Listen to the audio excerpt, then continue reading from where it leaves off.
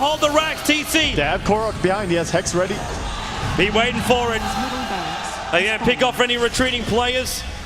Korok, there's YYF and Ferrari there, and YYF starting to Firefly up. He would have caught a quick glimpse there of Korok. Batrider has ulti ready, looking for something to wrap. Yeah, he wants top lane, but he doesn't know he's up there. I can't really see anyone. Maybe they just want to finish up this mid. The ping's coming out to defend it, but it's only a range Rax. They might as well go through somewhere else. I think IG are just going to back after that. What a sick play by Fluff, just stealing that ulti and starting to channel it. Brought down SF once, but with the Aegis... That had to be so close to timing out as well. Like, I'm looking at that clock and it's almost 7 minutes now. 3 minutes until the respawn. Yeah, it was really, really close. Ferrari just looking so strong though, 4,600 gold, and he was really dealing sick damage in the last fight. And also, looking over the Weaver's bank account, some decent gold on that one. What do we got? Ooh! 7,100 gold. Just sitting there on Joe. That's easily a Monkey King bar or whatever else he wants to buy. Yeah, it's another key item for sure. Yep. He could even go for the Vervost build going into a Super Basher. It's not bad in the late game, man. When we bat up against a hero like a Lifestealer who keeps running around causing so many issues for him, we saw how many issues he caused for the Shadow Fiend. I think SF's now finally had enough. Ferrari is going to be buying up a Manta style at this stage of the game as his final item to cap him out. Maybe BTs will come at some point. Yeah, Manta style and then into Boots of Travel is the two items he's looking for, and then he's pretty much capped out. Then he will have to sell or drop his BKB and pick up a new one. That's the only thing he can change. Manta style is a very good item for any playstyle in the super late game, as you can just use it to do a lot of different things, but among others, pushing into the racks becomes a lot easier. Liquid just playing pretty safe now. Bulba infested on Korok as ever. They're all waiting it out, man. They are all waiting it out. Back into the base. There we have it. Refresher no buyback gold, but he doesn't have it on cooldown, or he has it on cooldown anyway. It's kind of an all or nothing anyway. If Liquid lose their team fight, IG will just come in and take GG. Yeah. That's going to happen no matter what.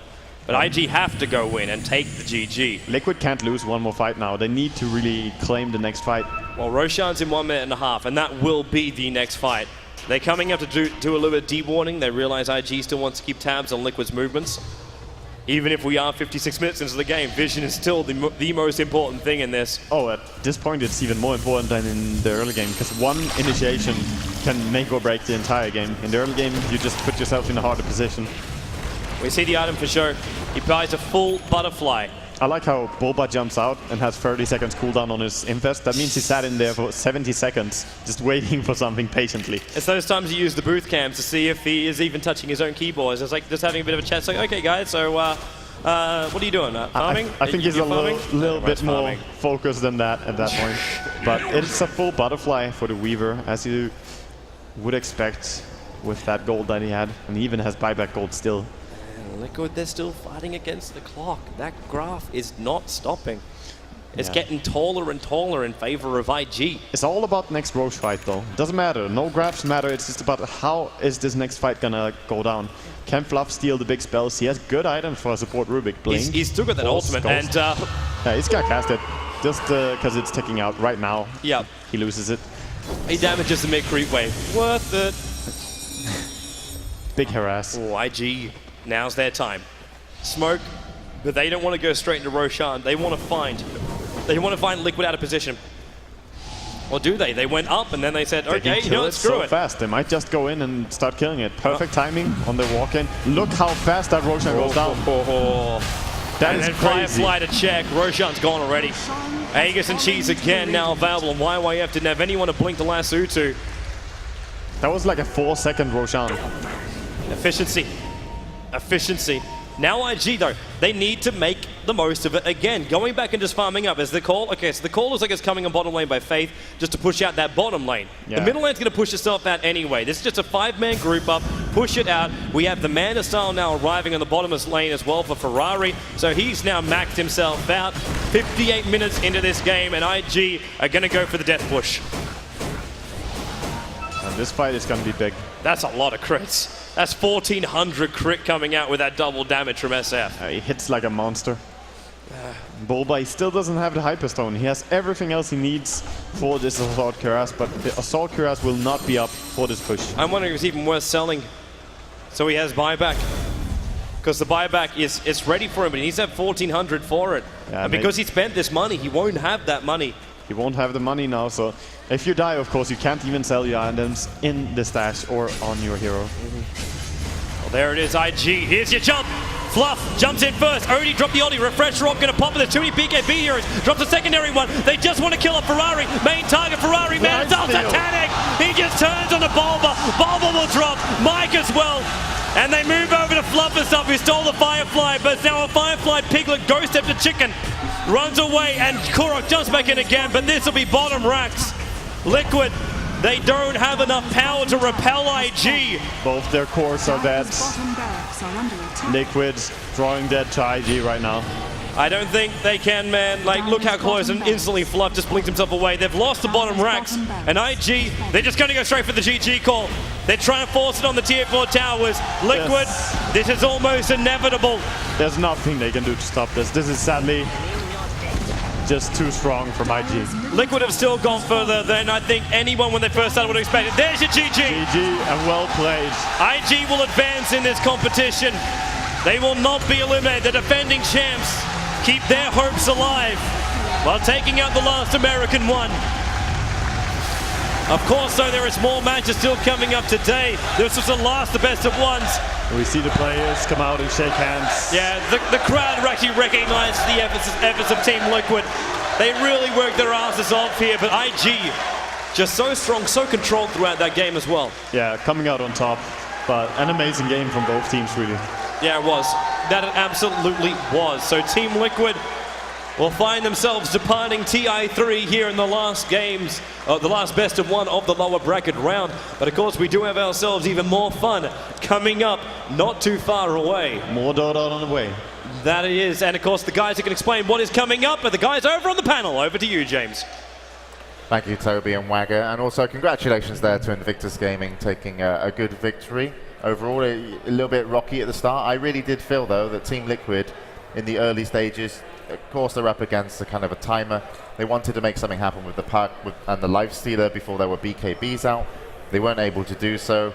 And then just the heroes played themselves out with obviously just a very similar level of skill behind them on the players. Yeah, oh, go ahead. You go ahead. Once IG got BKBs, they really needed a stacked Lifestealer to deal with him, but Lifestealer was 6th on net worth. He was below Batrider for, I think, the entire latter half of the game, and I think the game would have ended a lot earlier in favor of IG had TC not had this one really clutch BKB right before the lasso on the left T2 tower. That really just put a halt in their plans and stopped their momentum and allowed them to farm up a lot of items. Their double size played a big role in the latter half of the game.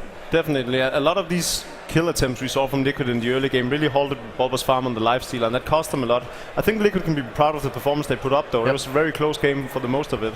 Yeah, I think today Team Liquid and also Fnatic definitely deserve a little bit of joy in a way in terms of being able to say we were top 8, we got prize money, and I know everybody in the auditorium gave Team Liquid a great reception even when they lost the game. But let's focus on IG then. They did win, and I believe we got an interview with Zhao and Casey. Yeah, that's right. We are here right now, and I want to start off by congratulating you and asking what the key was to your success in this last game. 首先说恭喜获得胜利，然后问一下最重要的一点，能够让你们获胜的一点。最重要让我们获胜的一点应该是我们的发挥吧。就是临场发挥得好。对对对。So he says the most important thing was simply their execution. They performed to their standards, and that's what allowed them to get the win. As the returning champions this year, how has this tournament felt to you compared to last year, and what do you think is the biggest difference? 作为卫冕冠军的你们，觉得今年跟去年有什么最大的区别？感觉今年的各个队的实力更加强了，然后，中国队的战术方面没有外国欧美队做得好吧。Says the biggest difference is that Western teams have gotten a lot stronger, and perhaps Chinese teams have fallen behind a little bit in terms of developing new strategies. So what do you think we can expect from a matchup between you and Tongfu next? 那说说你对下一场对同福的比赛看法吧。尽力而为吧，两个都是中国队，总要走一个的话，然后尽力打好这场比赛吧。 Says they're just gonna do their best. There's maybe a little bit of disappointment in that it's 2 Chinese teams and one of them's got to go. Yeah. So, but they're gonna do their best. All right, Josh, thank you very much. And Josh, thanks to you too. I'll send it back to you, James. Thank you, Casey. So there you have it. They performed to their expected kind of ability was the answer to the first question on how they did. And that's what they need to do, really, IG. But I feel that to get that past their next opponent, they need to take it to the next level. And they'll be going up against Tong Fu. Definitely. Oh. You go ahead this time. Okay, this is my turn. We're all being very... No, you, please, you. I'll interrupt you then if you want. I'll do a public service announcement. Okay, you can do the public service. Someone came over to me at the lobby, public service announcement. Someone came over to me at the lobby and said his mate lost a wallet. I found your wallet. Unfortunately, there's no money in it. And also your medical marijuana card has also gone missing. But if your name is Chen, come see me when the next game starts. It's actually his wallet. So someone's lost a wallet. We found it. Brilliant. It probably is in the jungle, and it belongs you know? to Chen. Yeah. Lost it in the jungle. Yeah. Anyways, going back to what I was saying before, one of the interesting things about this victory for IG is that none of the heroes they won with, they played more than 4 games with before this match. And this comes to show how versatile IG is. Sometimes we seem to believe that teams like them, IG last year were very set on stone and a couple heroes that were working a lot for them. This time, no hero was played more than 8 times for them. They play things, I talked about this before, they play Owl Devourer, they're not afraid of playing Tree. They even not in this tournament, but before at one point they experimented with Wisp. This team is learning from everyone else and they're using what they do very well, but also taking new stuff. And when you were saying that maybe they need to go to the next level to beat Tongfu, well, they might have some of that in their pocket. What do you think, Mount? I think this was a brilliant performance by IG all around, especially by Ferrari, also known as the pianist, on his Shadow Fiend, and YYF from the Bat Rider. They really came through for the team. But as Bruno was saying, and Ben earlier, they need to step it up another notch to actually fight Tong Fu, because we just saw Tong Fu put up a hell of a fight against Na'Vi. And I just think that Tong Fu will go into as favorites into this game. Yeah, and just to explain how the 2 remaining matches or 2 remaining maps of today is going to work. Orange are going to go versus DK in a best of 3, but we're just going to play 1 map. So obviously someone's going to be on match point and they're going to play that out tomorrow. And then we're going to do the same thing with Invictus Gaming and also Tong Fu. So while we wait for Orange and DK to get set up, as you know, as we've been showing you, and lovely Casey's been showing you, Zoe and Pyrian have been running around, also doing some stuff. I believe they found some voice actors, so I'm super excited to see how this works out. I hope Zoe at least does a voice, otherwise I'll be upset. Here it is. All right, would you be willing to do an impersonation of one of the heroes? I'm totally ready. Okay, well, what you gonna do? I'll do Luna. Luna dying. Nova! Nova! That was perfect. Thank you so much. I'm just gonna... Come on, guys. we need one to do an impersonation of one of the heroes. Anyone up for it? You all look so talented. I'm so sure that one of you... Ogre? Okay, let's go for it. Magi! Axe calls! When a warm brunt and a cold brunt love each other very much, a storm is born. Awesome. Look at this go. Again? Look at this go. Oh, yeah. Did you practice that before? Oh, yeah. Oh, yeah. All right, so go for a dazzle. Dazzle! Loved it. You go too? Dazzle! That sounded rehearsed. I'm Rizrak, don't touch me! And of course, who knows better how all those heroes sound than the pro players themselves? Bulbo's joining me, and I'm just going to assume and make a wild guess. You're going to go for a Tinker, are you? How did you know? I don't know. Oh, blimey. Go for it. I want to hear it. Okay. March! March! March! March!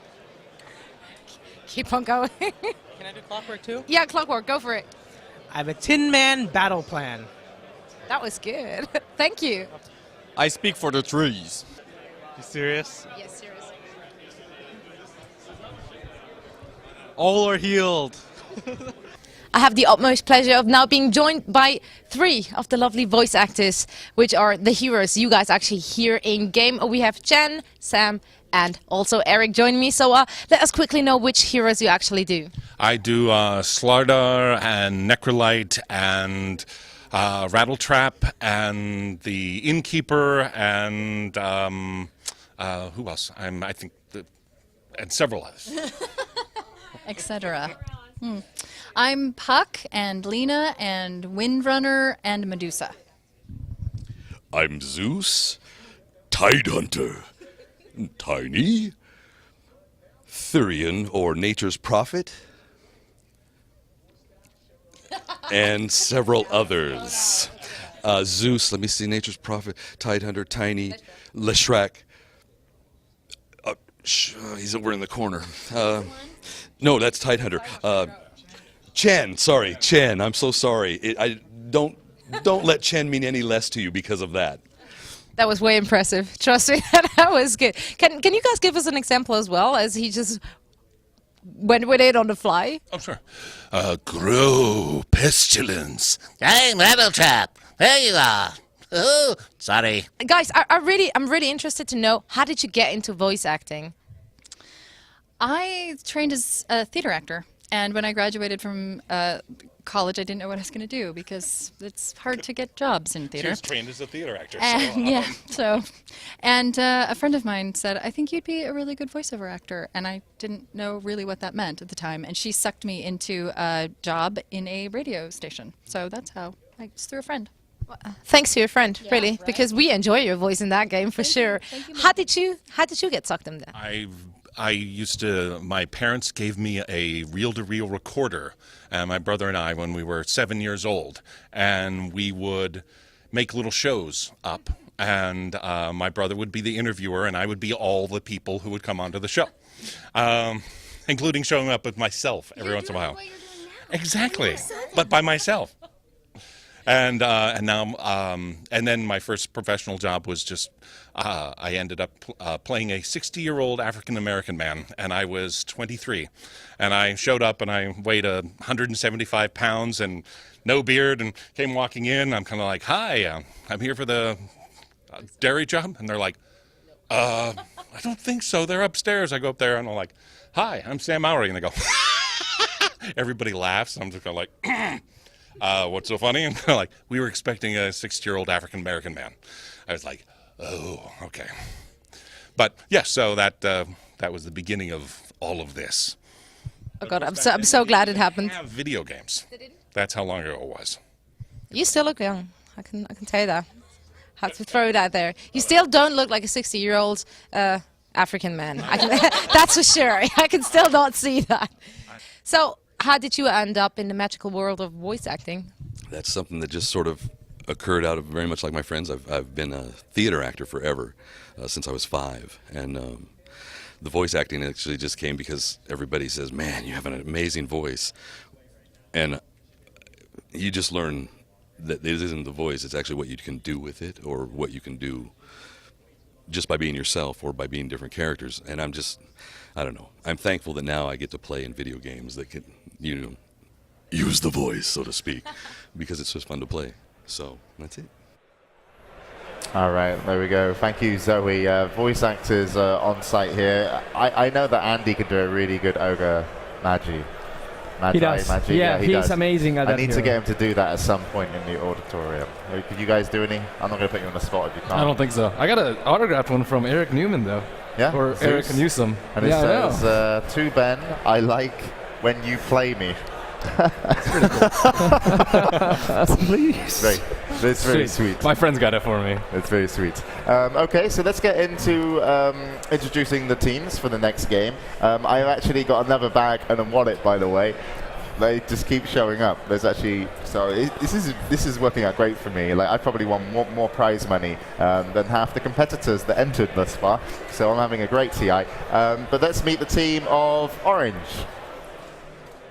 Lee Kong Yang, KYXY, Kuala Lumpur, Malaysia. Chai Yifeng, Moshi, Malaysia, Kuala Lumpur. Lim Wai Ben, Net, Kuala Lumpur, Malaysia. Ku Zhongxing, Ohio, Malaysia, Kuala Lumpur. Joel Chanjanong, Exting, Kuala Lumpur, Malaysia. So far, Malcolm said that they could be top 3, I believe it was you. I believe it was you. Maybe it was Cinderin. You're both kind of the same, you know, washed up. But either way, Ohio, Mushi, KY, XY, Net, and Extinct make up the team of Orange. What do you want to say about them? I actually literally made that mistake, but then I figured it was Malk, and that was, sorry about that. It was someone who said it, but I did have Orange as one of the favorites to go into the tournament as well. So I think they can easily end up in top 3 still. Bruno. He wants to believe. I think Orange are doing not as good as they can. I don't call them favorites in this matchup, but they sure have the talent and the potential to perform. So if they win this match, top 3 is likely. Okay, so we'll just introduce the opponents. We're going to get this on as quickly as possible. They're going up versus Team DK. 徐志雷 Burning 安徽 China 姚毅 QQQ 安徽 China 白帆 ROTK 陕西 China 谢俊豪 Super 广东 China 雷声荣 AMY 广西 China They had a great game versus Alliance, but unfortunately didn't make it into the upper bracket finals as they lost 2-1. So could be considered the favorites in this matchup. Still a team that could go all the way. Burning, MMY, QQQ, Super, and ROTK. The game is live. Anything that anybody wants to say it now. I need to sneeze. Prediction? I'll say DK. I'll say DK as well. I want to hear you sneeze. No. Wait for it. DK and ROTK and Furion. All right, we're going to the game. Of course, it's only going to be one map, so don't be confused. It's not a best of 1, it's a best of 3. They're going to play the one map now, and it means they'll come back in tomorrow to continue the series. So best of luck to both teams. Over to the auditorium. Orange versus DK. Welcome everybody, later into the evening we go, and we go deeper into the lower bracket. I am Toby1. And I'm Wagamama, and man, we're through the best of 1s. We are. It's best of 3s from now on, and as James said though, we're only doing the first game of both of the best of 3s tonight, and we come back tomorrow morning to finish them all off. Yeah, that means that now maybe we will see a team starting to vary a little bit how they played, but let's head over into a game and see how they're drafting. Yeah, let's head ourselves in, man. So we'll have Orange over on the Dire side to start with. DK will be over on the Radiant side, and it almost feels a little bit more natural for us now. We get ourselves with OD bands, Darkseer bands, Batrider bands. Wait, there's no Wisp band in this one, but there is an Alchemist that has been selected up by Burning as the first one. Yeah, so as you say, Wisp going through, it's kind of rare, but we see it sometimes. And most of the times that we see it not being touched, it will be picked up. But with so many high-tier heroes being available, we still have a lot to choose from. Alchemist, I like seeing this hero return again. It's a lot of fun watching him and to see the teams go aggressive with him rather than just try and farm up too long. Yeah. But we see a Furion. It's not going to be for our TK, so sorry for that one. But it's going to be stolen by Mushi. And of course, Ohio plays an amazing Furion as well. Yep. So, of course, like a Prophet, when you want to go for that kind of split, because as you said, we saw before from Ohio. Yeah, he was playing it. Yeah, he's an amazing Prophet player, and he's going to cause a lot of issues for DK, be it on the safe lane or be it on any lane, really, because Prophet is absolutely everywhere. And heroes like Alchemist get really frustrated with that kind of stuff. They want to push in, they want to move this huge momentum of his weight into a lane and then just push down towers. And now we've got a guy that piggybacks on the back of that movement. The Lifestealer is the second pickup here from Neolution Orange, and that'll be, the second pickup to combine it with Prophet. Yeah, it's a little bit of a combination, as you say. You can follow along with the Prophet gangs, but most likely they will pick another hero to have and really initiate the team fights with, and then just let the Prophet come from behind. But we see Alchemist and Weaver, nice minus damage, nice right click so far, no real combination. But we now head into the second ban phase. Burning, it's his choice what he wants to do. And already with a Nature's Prophet and Lifestealer, the right click is there for Mushi. But he wants to remove some of the supporters now, I would see. Yeah, I'm interested to see which supporters too flags up on both Mushi and Burning. Because the first one that flags for me, as far as Mushi goes, is the Bane. Obviously one of the great controllers up against a Lifestealer. Burning, he starts looking at what's going to combine up with the Lifestealer. So we saw in our last game, the Puck being used in great synergy with the Lifestealer. Wasn't enough at the end of the day to completely keep the Weaver down, but did cause the Weaver a lot of issues. It did, and gonna remove off the Storm now. A lot of teams have huge respect for this Storm Lifestealer combination, so they don't really want to have that one going up against them. 5 seconds remaining. We'll see if they're gonna leave heroes like Mushi's Queen of Pain are still in the pool. So last ban here before the second pick phase. Oh, Mushi takes out the Enigma. Yeah, that's as the third ban. That's also a little bit of a blow towards QQQ as well as RTK. I've seen both of them play Enigma here on the main stage, actually. Orange's and turn to QQQ ban. tends to be the one playing a little bit more micro-intense heroes, but RTK, he had a very nice Enigma, and I like the fact that he blows his black hole for any kill. If it's a kill on a carry hero, then he will use it. He will not let anyone escape if they can kill him in the mid-game stage. It's all about finding the advantage. If you can bring one guy down for 30 seconds for the price of a black hole, that's always worth it. Yeah, always worth it. Maybe not always, but just in the mid stage, he knows that, okay, there's not going to be any huge team fight. If we kill them now, we can just control the map. Yep. So killing off one can sometimes mean that you shut down the entire enemy team. And Puck is banned out, so Queen is left. And of course, even though Mushi is the one to ban now, he actually has the first pick among these second pickups. So he might head into the Queen if he wants to finish up the core heroes. Or, heaven forbid, they will pick a support hero. That's crazy talk, man. That's crazy talk. Obviously, like the long day of Dota and the late night here in Seattle is getting to you. No, it's just, they're gonna go for mass core again, you know? Just core heroes. Well, Chen is there. They ban out the Tree and Protector, so there's no combo for the Weaver in the long lane.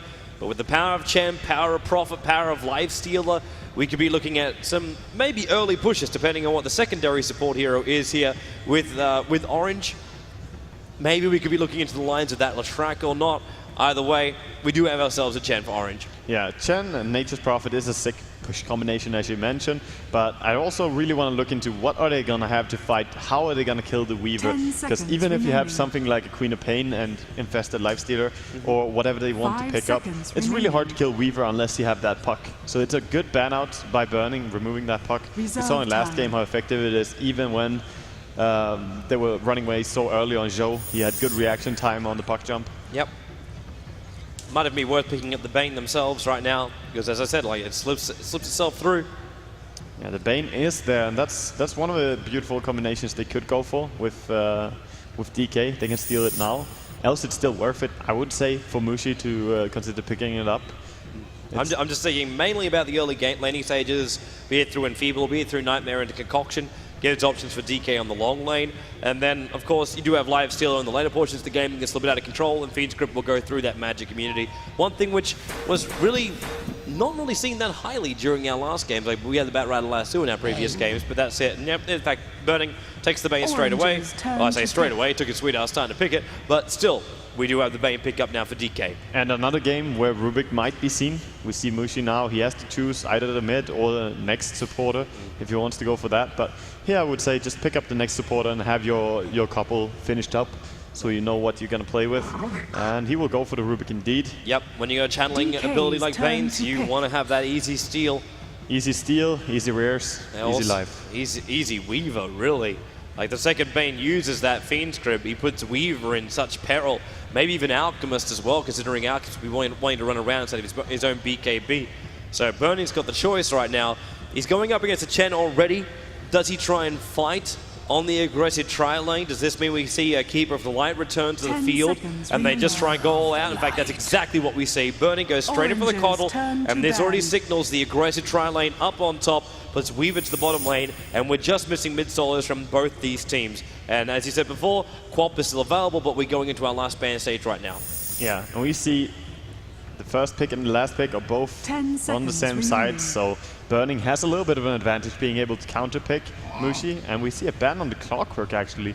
DK's turn to ban. We see a scary hero still available. Mushi's TA is available if you want to go for that.